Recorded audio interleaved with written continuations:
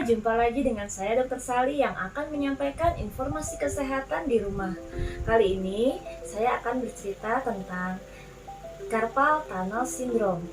Ini penyakit yang sering diderita oleh ibu-ibu yang kegiatan sehari-harinya tidak lepas dari mencuci, memeras, dan mengulek sambal, dan juga bisa terjadi pada orang yang terlalu banyak memegang HP, juga terlalu banyak menggunakan mouse komputer, dan juga pada orang yang sering melakukan aktivitas menggenggam seperti menyapu dan sebagainya.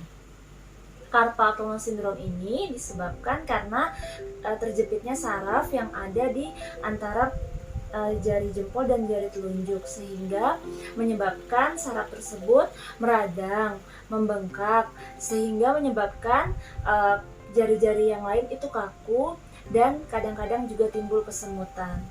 Ya, cara mencegah terjadinya carpal tunnel syndrome ini yaitu dengan kita jangan melakukan kegiatan yang yang sama selama berjam-jam. Jadi harus kita latih seketika misalnya kita lelah, kita menggerakkan jari-jari kita supaya tidak terjadi yang namanya carpal tunnel syndrome itu tadi.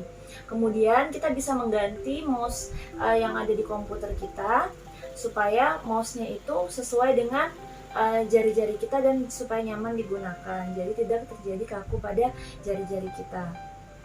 Nah, cara mencegahnya yang lain adalah ya kita bisa menggunakan alat-alat elektronik, misalnya untuk mengulek kita bisa ganti dengan menggunakan blender.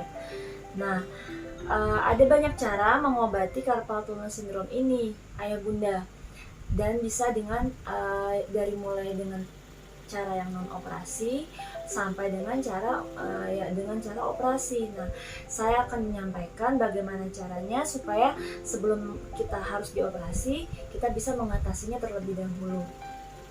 Yang pertama, apabila kita sudah lupa ya melakukan pekerjaan menggenggam selama waktu 1-2 jam, kemudian jari-jari kita tiba-tiba kaku, maka kita bisa kompres jari kita dengan air es atau es selama 5 menit. Kemudian supaya tidak membengkak dan meradang saraf yang ada di antara jempol dan telunjuk tadi. Nah, apabila sudah kita kompres namun tetap merasa nyeri setelah 24 jam atau 48 jam, kita bisa dengan mengganti metodenya dengan merendam air hangat. Jadi supaya melancarkan peredaran darah sehingga radang sendi yang ada di antara lorong antara jempol dan telunjuk itu tadi peredaran darahnya lancar dan radangnya semakin reda. Jadi setelah 48 jam kita bisa rendam di dalam air hangat 3-4 kali sehari.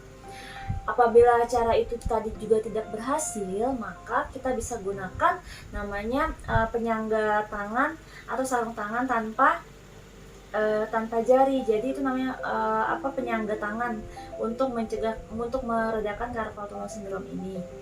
Nah, apabila itu juga tidak berhasil, maka kita perlu mengkonsultasikannya ke dokter.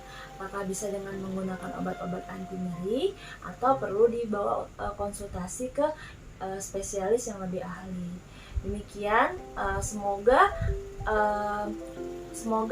informasi kesehatan ini bermanfaat ayah bunda.